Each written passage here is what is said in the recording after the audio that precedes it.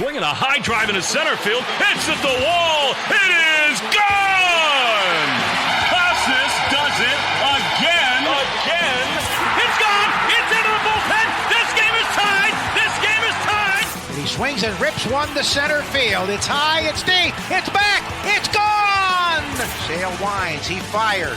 Swing and a miss. Strike three. It's over. The Red Sox have won the World Championship. Welcome back to Play Tessie. It is episode 229. This is the official Red Sox podcast of WEI. Remember, before we get going, hit that subscribe button wherever you get your podcasts. Rate 5 stars on all the podcast platforms. Find us on YouTube on WEI's channel. Got the Play Tessie playlist there. It has all our videos, so you can hit the thumbs up. That helps us out a ton. And you can find us on the socials at Play Tessie on Twitter, Instagram, and TikTok. I'm here with Sammy, here with Pat. It's Gordo. And if you know the Play Tessie podcast, you know that, especially in the offseason, a lot of who says no's, a lot of fake trades. We talked the business side, the transactions, like when it's time to have those, like we obviously haven't had those conversations in like March, April, May, and to this point in June, but we do have a lot of those conversations, and like in the month of July, we're going to have a lot of those conversations. But I figured it's kind of time for a who says no primer. Not like we're not going to have any specific trade proposals on this one. It's still June, but the Red Sox did just make the biggest trade that they'll probably make in the next 100 years or something. I don't know, but I mean, I don't think that Zach Penrod for cash is that big of a deal. True. But they made a big trade, and you could look at the team and point to roster deficiencies in a number of areas, but they just opened up a big hole on the offensive side of the ball. And if this team is going to be, hell bent on contending, which publicly they've said they are, and in the standings, they're whatever. We're doing this a day in advance, so we'll see where they are in the standings. But they're in the hunt. They're in the playoff hunt. They're going to be in the playoff hunt for the foreseeable future. So it's time to talk trades. We need like a transition sound for something like that. It's time to talk trades. Yeah. Ooh, we still have that great little soundbite from Bo Bichette for when the Who Says No's do roll around, though. Oh yeah, we cannot forget about that. We talk dirty. Yeah. We got a little Bo. I kind of forgot about that. We got a little Bo Bichette surprise. What's the Blue Jays record? They're 5 over, 6 over. Yeah, so they're good. By the way, everyone said they were going to stink. Everyone was like, the Blue Jays stink. Why are they doing this? But the Play Tessie guys said they're being underrated. So good work, boys. I think I said they were going to suck. Good work, Gordo and Sammy and Joe. I actually don't remember what I said about them, but I didn't have them in last place. I think we all said they'd be like better than people think. I don't know. Who cares? We're talking trades, dude. We're not here to brag about our Blue Jays takes. Why would I do that? So I'll ask you guys a blanket statement question first. I said it at the beginning of the pod. There's a couple of different holes you could point to, deficiencies on the roster. Obviously, this is not a perfect team. They haven't played like a perfect team this year.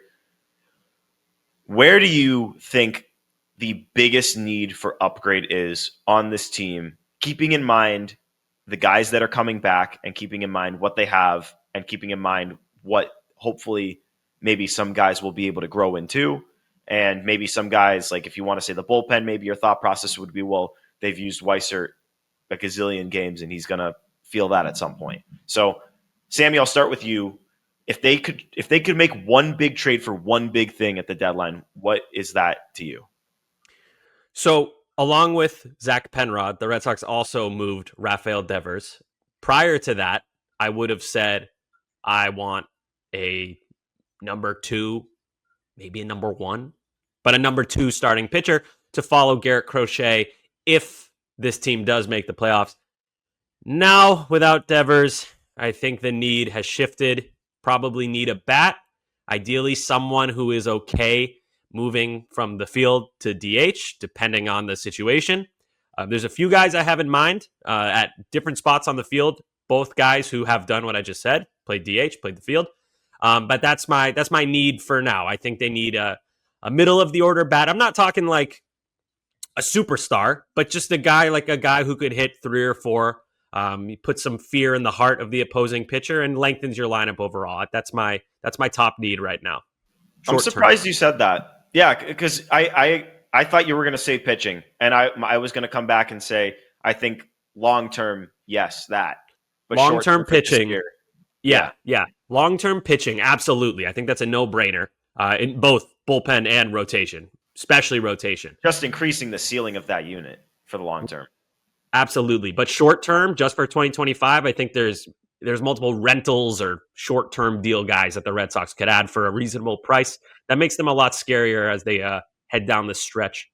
We're at the halfway point. Almost. Guys, yeah, we're almost at the Just halfway. about. Is it this week? I think it's this week. Yeah.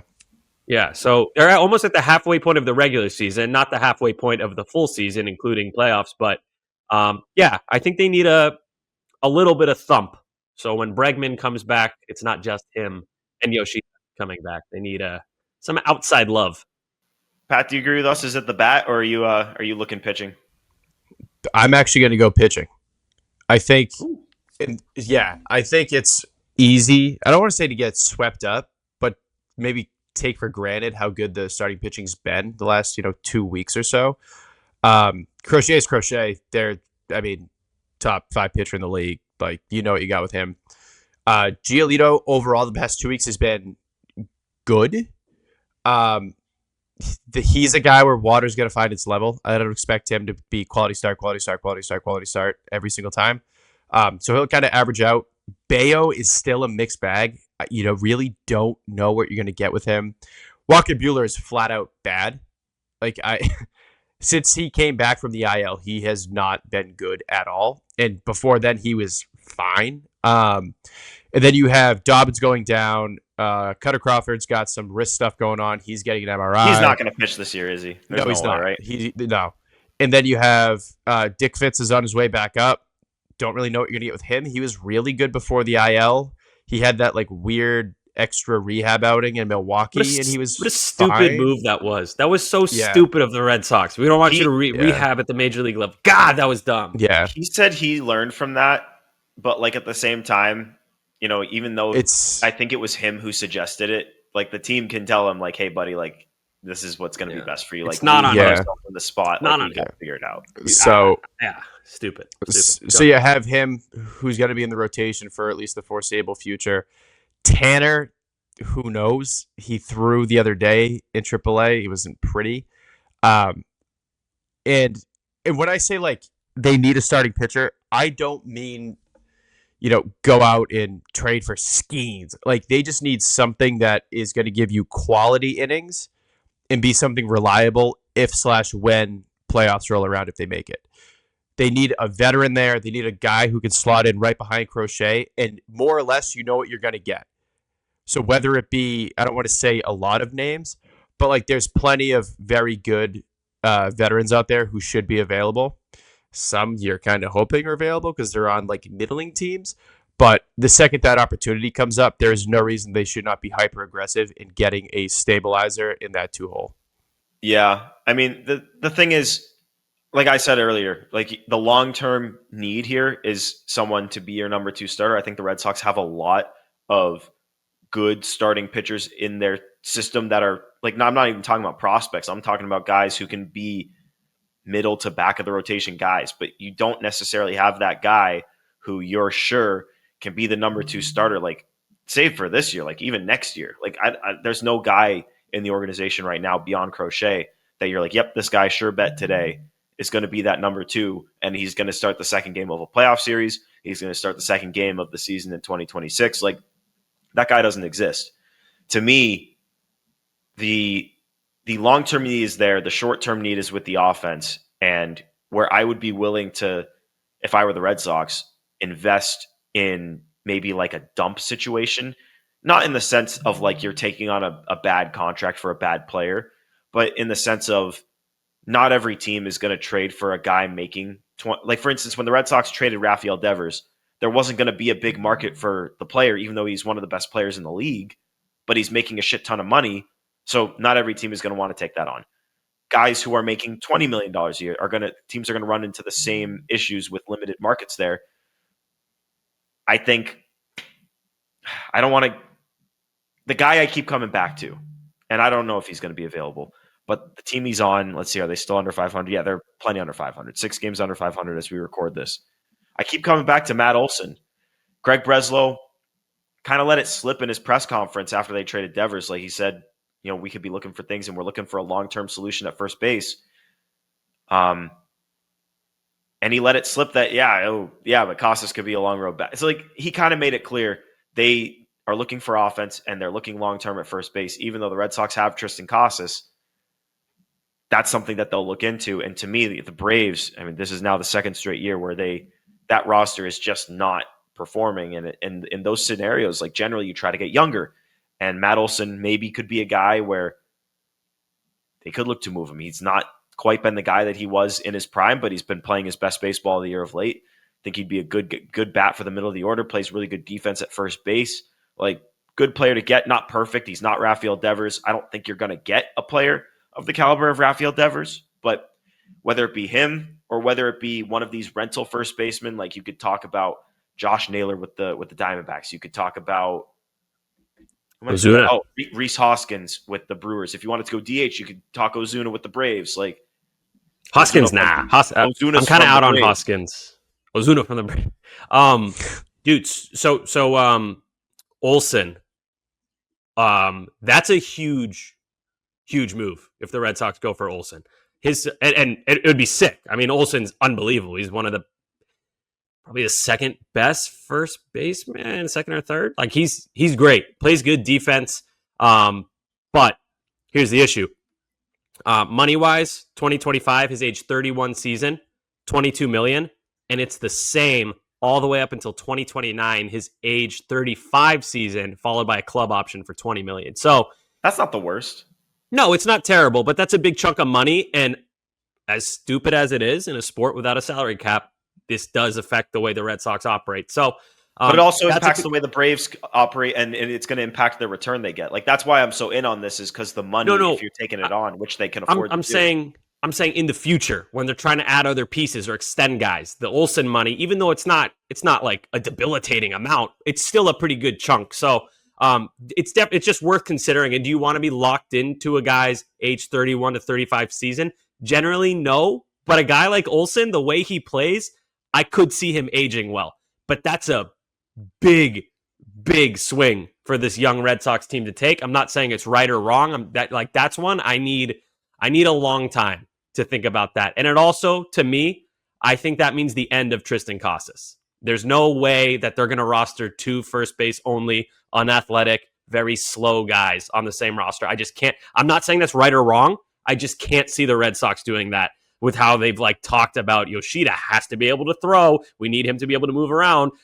Devers, his contract's bad. All he does is DH. So I think they value flexibility. And as great as Olsen is, and as good as he's been for his whole career, he doesn't do that. So that it's a little bit of a tougher sell to me. That said, if the Red Sox got Matt Olsen, I would lose my mind. That would be. Can we talk about the Casas thing? Because that's such a big factor in all of this. Like with what type of guys they're going to target, what positions they're going to target, what kind of team control they're going to target. Like the only reason a guy like Matt Olsen comes into my mind is because of what Breslow said in that press conference, because he let it slip. And yeah, like me as a huge Triston Casas guy, like for me to suggest them adding a long-term first baseman, yeah, that comes with the assumption that I don't think that this team sees Casas as that guy. And as much as I have believed in him and I still want to believe in him, the truth is, like, when you tear your patellar tendon in your knee, I don't care what sport you play, what kind of athlete you are. I don't like how old you are. That is a hard injury to come back from. And when you go through that lengthy of a rehab process to an injury that doesn't always bring guys back the same, and leading up to that in 29 games, 182 batting average, 580 OPS, like obviously we've seen it from him in the past, but I don't think you can operate right now like he's going to be this 35 home run guy. And that's coming from me, like one of the ultimate Triston Casas guys. All of us. We all love Casas. It's just, I just don't think you can operate like that. That's not, and this sucks. like this, Pat could probably speak to this better than I can, and please correct me if I'm wrong, but this is not like a torn ACL where you'll probably, like, it happens a lot. Like, it's a brutal injury, but it happens. We've seen it in all different sports, and most guys come back and they're, not exactly the same, but they're fine. Like, we've seen guys recover. Like, this seems really serious. Like, this is like a life changer. Not to be dramatic, but this is like a life changer. No, it's not dramatic. Pat, is that yeah. fair? Yeah. It's an intense surgery. It's a long rehab. The difference between like an ACL and something like an Achilles or a quad tendon or a patella tendon, it's like it's so different because the tendon is like the attachment point for the muscle. So every time that muscle contracts, it pulls on the tendon that is connected to the bone. So it's a lot of it. It's not an easy recovery. And we looked up the list when we did radio, whatever it was, last month, 2 months ago. And on the list, there weren't a bunch of guys that came back, exactly 100%. There were some guys who came like close, I guess. Some of them were older, so it's not reasonable to expect them to come back like that. But it's so individualized. Like, he's so young that he could bounce back just fine because he's so young. Typically, I think the list we looked up, most guys do a little bit later, middle to late stage of their career. But honestly, I don't know. I don't know what it's going to be like when he comes back. Yeah. But one thing I do want to mention on the Casas / Matt Olsen thing, if they trade for Matt Olsen, that is the thing that points to me that there is some form of a shift organizationally, because that to me signals that they are now at the point where they're paying for guarantee rather than upside, which is something they have not done in years. You could have gone out and you could have paired, he got hurt, but like Corbin Burns with Garrett Crochet. You could have done that. They thought they could get, Walker Buehler to bounce back. Doesn't happen. They don't go out and get a first baseman because they think Casas is going to come back and be what he was in 22, 23. Doesn't happen. Like, you're now at the point where you freed up all this money. Organizationally, the kids are up. They're playing good. You have pieces at the major league level. You have to pay for guarantee now. There's no reason to be just preying on upside when you can actually afford a commodity that is known. Yeah, I mean, I also think they're just in a different stage. Like, when you're in the building stage, you got to go cheap upside, try to win something that, like, for instance, like, I know that this is kind of different, but like with Narvaez, and obviously, like, again, different stage, they just kind of I don't want to say they got lucky because it's not lucky, but like shoot for a guy's upside, and then when you win, now they've got this year and 5 more years of Narvaez, and he lines up right with your core. So there are stages of building a roster where it makes sense to bank on upside. Right now, when the kids are here, you've got the young guys, you've got the upside. They need more veteran talent. They need more certainty. Like, and to Sammy, to comment on your point before about having like two sort of unathletic, kind of bigger, not running, not speed, not in their game kind of guys. The way I would do it if they got Olsen, because again, like, I don't think you can guarantee Casas is going to be ready for next year right away, and you can't guarantee that he's going to be the caliber guy that you want occupying first base next year. What I would do is Olsen's under contract, and I would go into next year thinking Casas is going to DH most of the time, and he competes with guys like Yoshida and maybe a couple other guys. Maybe you bring in someone else. I don't know, but you have a competition, and if he wins, he's your DH, and if he loses, he has options, and he can work through his return in AAA and make it back that way. Like, I would rather go that route than either A, banking on a guy coming off an injury like this to make it back, and B, selling on Casas when his value is as low as it is. I would rather go that route. Mm-hmm. But I don't hate that. The inner monologue I'm having right now is like, well, 2 things. First is, are we talking about Matt Olsen because we want the Red Sox to replace Rafael Devers ASAP, and he's the guy who makes the most sense, whether it's the smartest move or not? And then the other thing is, this is more of a question for you guys. If the Red Sox did trade for Matt Olsen and conceivably take on all the money, which, as we discussed, it's a lot. It's not crazy, but it's it's a significant amount of money, $22 million a year. Do you guys think that they would be willing to add another big contract, like Michael King, someone like that, or like trade for Joe Ryan and extend him? They better be. I agree, they better be, but do you think they will? Raffy, and you've got Bueller and Giolito coming off the books. Not to mention like chat, like all that's like in a few years you've got Story and Yoshida. Like the money is coming off the books. Like they can afford some money on the books. Mm-hmm. Okay, yeah. I mean, it's just there's a lot to consider. They will. Can't trust. Yeah, exactly. That's why I'm scared, man. I'm scared. I just think that with Olsen, like I said, I really don't want it to come across like I'm saying don't trade for Matt Olsen. I don't want him. That would be sick. I just think there's a lot to think about with a guy who has, and this is going to sound derogatory, a limited skill set. He has a limited skill set. He hits for power, doesn't really hit for average as much. He's not a burner. The defense is good. Yeah, good. I'm looking now, like it's good. It's not as like it once was, but it's still very good.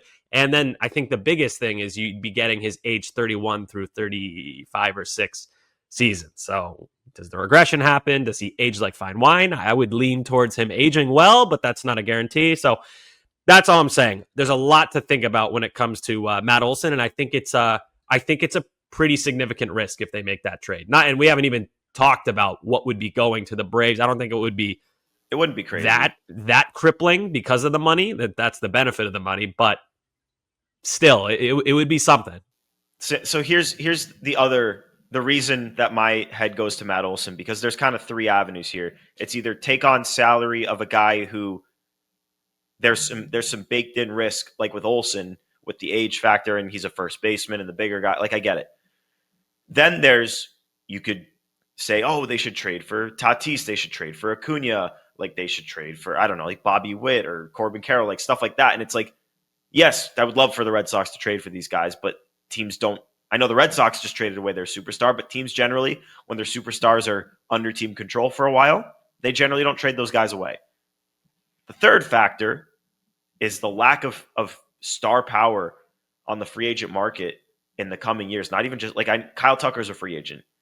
In the next few years, who else besides Kyle Tucker? Who is there? Like you're going to have to make a trade. Like that's the only way, unless you're going to sign Kyle Tucker. I think you have a loaded farm. That might be it. And like as we're recording on Sunday, they just promoted Tolle, Brandon, and Rivera. Rivera, by the way, if you're a Red Sox fan listening, look up Rivera, Eduardo Rivera. Oh my God, monster. But anyway, I digress. I'm just like I'm trying to figure out, are we being smart or is it like irresponsible because it's right in front of us? So there's no perfect way to go about it. No, I'm just so afraid that like the trade for Olsen, take on the money, and then it'll be the off season. We'll be like, all right, here we go. You need Michael King, or you trade for Joe Ryan, so you have a legit like high level number 2 starter behind Crochet, and then they do another like Walker Bueller experiment where they're doing like a reclamation project.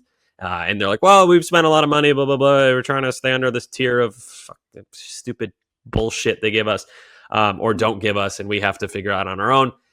That's my fear.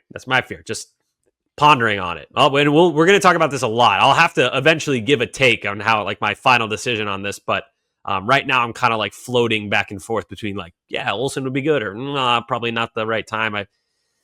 I don't know. It would just be a lot easier of a conversation to have if you just knew the options that were on the table. Yeah. That's why I like a rental. That's why I'm talking like Marcelo Zuna or Josh Naylor. It's like you get that boost for 2025, and then you can either extend them if you want or reset, and then you have free agency. You have the off season, and then you just like broad view. Yeah, I think, Sam, you said it perfectly. I think now until July, you're eyeing rentals, because I think that the guys that you feasibly want to replace that kind of star power aren't available in June, July. Those are guys that are available in November, December, January. I'm a huge Naylor guy on the pitching side. I'm a huge Merrill Kelly guy as a rental. There's a bunch of guys out there, but what I wanted to say was Diamondbacks to sell. Yeah, you do. Everyone listening to this podcast should be actively rooting against the Arizona Diamondbacks. That being Diamondbacks and said, Braves. Unless you're keep an eye on from those two. Arizona. yeah, Padres too. Yeah. Tatis, baby. that The thing is, the Padres could suck and they're just not going to sell. They're just- weirdos, dude. They just They're won't weird. do it. One thing to keep an eye on, I guess I would say for the rest of the year, because we were just saying how the guys that are kind of the superstars you want to make a move for won't be available, next month. Pay close attention to how guys like Franklin Arias, Peyton Tolley, Juan Valera, Brandon Clark, and Password all in the season. Because if the season ends, there is, and this is not a crazy thing to say, a decent to good chance that both Yastingson Garcia and Franklin Arias are both blue chip prospects. And both of those guys are players in extreme areas of depth, outfield and middle infield. If those guys can evolve into top 50, I think Arias for the most part is unanimously a top 50. Yeah, he's close, already yeah. there. Yeah, Nixon is close to like 60 to 80. Yeah. By the way, So Pat, both- yes, Garcia is also very close to Major League ready, which helps his Yes. value too. That's true. Yes. Yeah, teams So don't love those two trading guys- for single A guys anymore. The password thing being in AAA is a big deal. Yeah. So those Password two could guys come up like now, dude. He hit 2 home runs on Sunday, Yeah. and he's got sick hair. Good vibe. Yeah. So those two guys could become incredibly valuable on top of the other surplus that you already have. As the deadline rolls around, you're just kind of looking at teams to bottom out. Like you're hoping that, like I said, Arizona starts to bottom out. You're hoping Minnesota, Atlanta, they're the known commodities, the teams that are always going to sell, which, I mean, you have the Pirates, you have the Athletics, you have the Marlins, you have the Orioles are going to sell. They got some pretty interesting pieces if they completely blow it up. White Sox, Lou Bob. White Sox, obviously, yeah. And it's going to be interesting how the next month shakes out because, yeah, sure, like 60%, 70% of the league is in wild card contention. Teams going to have to make hard decisions. They're going to have to look themselves in the look themselves in the mirror and say, do we truly believe this team can make a wild card? And there's going to be teams that say no.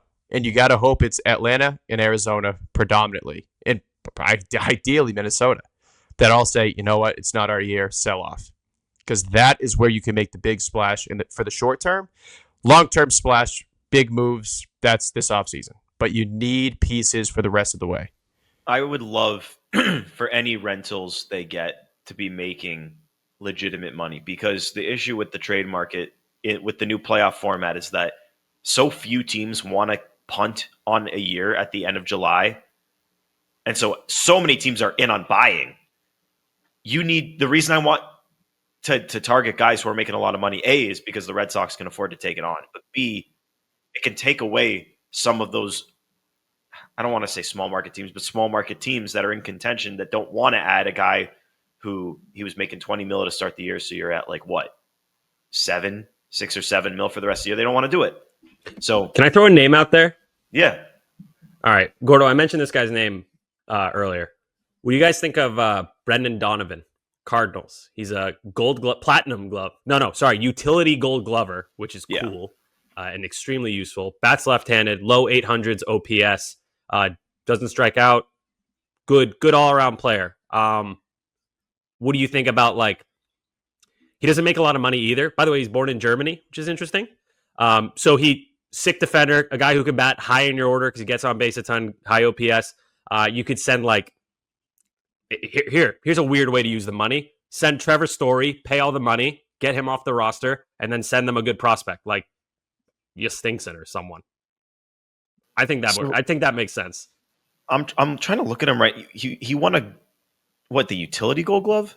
Yeah, he plays left field, center field, right field, second base, third base. I think he's played some short, and I bet if you needed him to, he could play first. But he's what short, position is he playing this year? Because his metrics Second.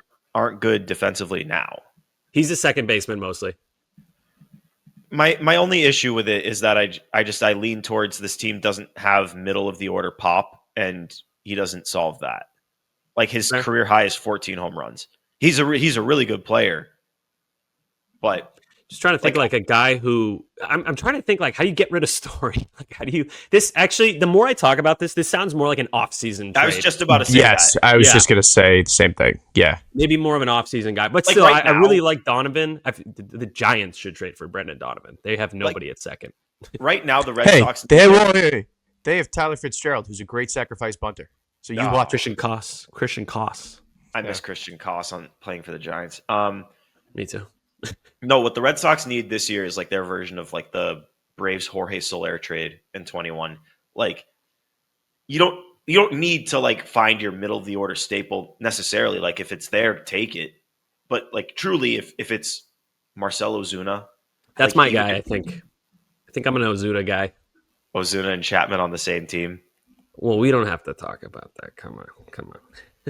Doesn't Marcell Ozuna have stupid numbers at Fenway too? Oh my God, it's crazy. He's not that good this year though. If they put him at Fenway full time, he would be good. Hold on. I'm gonna get his Fenway numbers. Give me a moment. Yeah, I'm trying to pull him up too. Do It's some, crazy. like, elevator music or something. He hit a home run at Fenway in 2020 that was like, Oh my God! All right, here you go. Take a stab. What do you think his Fenway OPS is? who? Marcell Ozuna. I've got it in front of me, so I won't say it. Dude, All right, I'll tell you. it's 9. 1,130. He loves Fenway.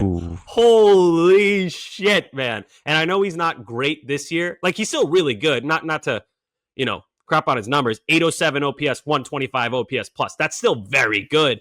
But that's why he's a guy that maybe you could get for not that much because he's making money. He's not having that great of a year. He's expiring. Like, he's a DH only guy. Like, how many teams can afford to take that on? I love that he's 34 too. Like, I want like a grizzled vet. That's a good rental. I like when like rentals are vets like that. I think that people will be like, he's old. I don't want like, bro. That's what you want. You need a calming presence, like a guy who's steps up to the plate. You're like, this guy's about not Marcell Ozuna, calming presence, man. Like, hey, his teammates love him, man. His teammates love him, and there's They that. do.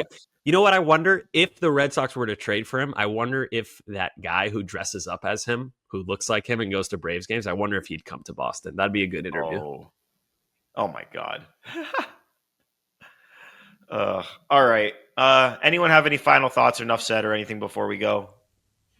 Go Sox. No, I'm just making it known. My current guy, we're recording on June 22nd. My current guy is Marcell Ozuna. That is subject to change, but he's my current guy that I want them to trade for. Rental, cheap. My current guy, my enough said, Josh Naylor, Diamondbacks. Boo. Boo. Boo. That'd be great. Why boo?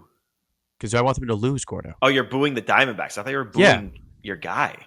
No, It's like no. you're naming a guy and then Yay, booing. Naylor. Yay, Naylor. Hey, Naylor. Yay, baseball.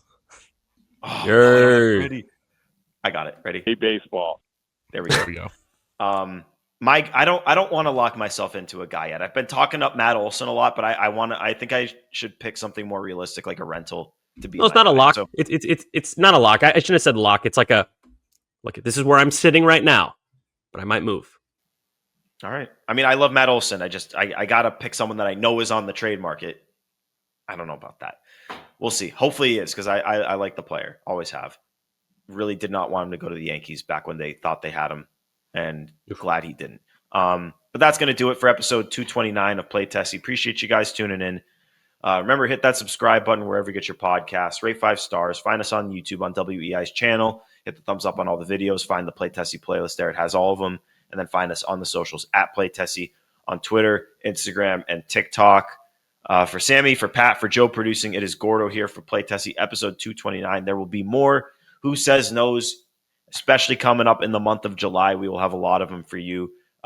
We'll figure out kind of what direction the Red Sox are heading in, buyer, seller. I think it's very much in the air, even though they are publicly saying they are ready to buy. It's all going to be dependent on what their playoff odds are, what the record is. So keep rooting for the boys, and hopefully they get into a position where they can be sure bet buyers. But that's going to do it for Play Tessie episode 229. Appreciate you guys tuning in. Peace.